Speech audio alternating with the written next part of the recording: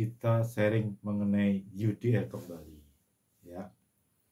Jadi banyak orang bertanya UDR akan dijalankan di tahun ini ya, yang sempat kemarin ditunda. Apakah pertanyaan-pertanyaan yang Bapak Ibu ada di kepala sama dengan pertanyaan-pertanyaan kita pada umumnya? Ya, misalnya apakah pengisian atau ada form khusus untuk proses UDR di Eropa? Misalnya sebuah website, terus masuk ke dalam website tersebut, itu linknya mana? Ada juga yang menanyakan jika misalnya informasi sudah ada, misalnya spesies, jenis kayu, asal usul sudah ada, kemudian titik koordinat sudah ada dan diinput di dalam sistemnya di UDR misalnya seperti itu, dan kemudian salah, apa resikonya? Apakah kontainer dikembalikan atau kontainernya tetap di sana ditahan, kemudian bisa direvisi dokumennya, atau seperti apa? Atau pertanyaan, jika misalnya salah mengisi informasi di dalam sebuah sistemnya UDR, apa resikonya? Apakah kontainer balik? Apakah harus direvisi? Seperti apa? Kemudian pada saat memberi informasi itu, kapan? Apakah kontainer sebelum keluar atau kontainer setelah keluar sampai sana? Itu juga menjadi pertanyaan.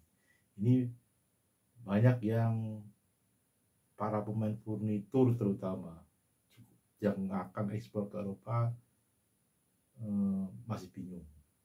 Terus seandainya juga misalnya sudah ketemu titik koordinatnya, sudah tahu lokasinya, dan dia tidak tahu, oh ini titik koordinat yang sudah ketemukan itu sudah benar atau belum, atau mungkin masuk deforestasi atau belum. Nah, begitu diinput, apakah pabrik-pabrik, para pelaku industri ini tahu bahwa inputnya itu mengandung atau menyatakan itu adalah area deforestasi.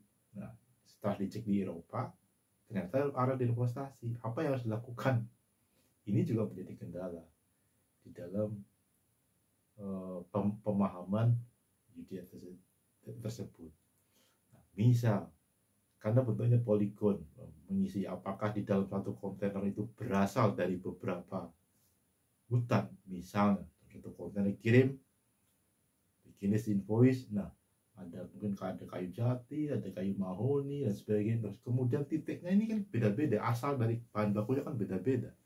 Bisa juga mungkin mahoninya dari Jawa Barat, jatinya mungkin Jawa Tengah, atau mungkin ada kayu juga dari misalnya Kalimantan. Nah, yang diinput yang mana? Apakah semua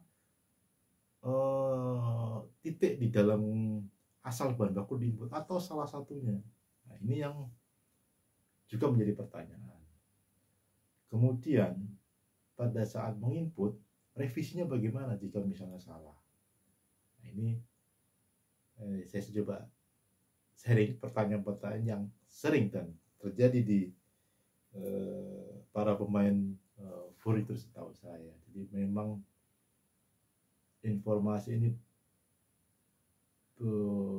masih belum kelihatan titik temunya. Jadi saya pun lagi mencari dan saya akan coba share nantinya seperti apa sih aktualnya. Dan kebetulan daminya pun sampai sekarang kita juga belum tahu. Daminya dalam artian simulasinya, katakanlah kalau nanti UDR itu terjadi, pabrik harus mengisi linknya nih. Linknya tuh mana, link mengisi form atau mungkin websitenya mana harus diisi. Nah, itu juga sampai sekarang juga masih bertanya-tanya.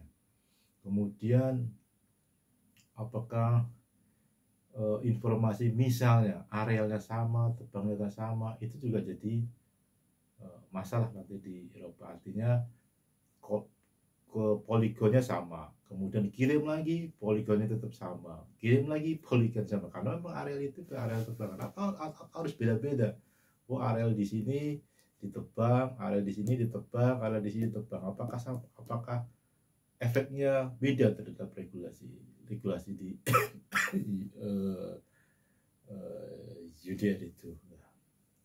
Ini yang nantinya saya coba sharing di YouTube saya maupun di channel Instagram saya, bagaimana sebenarnya aktual daripada proses UDR ini. Kalau secara teori memang banyak referensi, baik di mungkin di website, di LinkedIn, pelatihan-pelatihan cukup banyak, tetapi saya sebagai salah satu mungkin yang banyak di lapangan, pertanyaan-pertanyaan cukup simpel sebenarnya dari para pelaku. Linknya mana, terus website untuk hutan yang kategori deforestasi itu di website mana, terus teknikalnya pada saat input informasi itu di mana, linknya apa, terus kalau salah bagaimana, kalau cara merevisi informasi yang salah itu bagaimana, terus apakah dikirim dokumen-dokumen surat jalan, invoice, packing list, SK, SKP atau dokumen angkutan itu perlu dikirim karena kan bahasa Indonesia, sementara di sana belum tentu mengerti bahasa Indonesia. Titik-titiknya apakah diinput secara manual atau diinput di dalam sistem.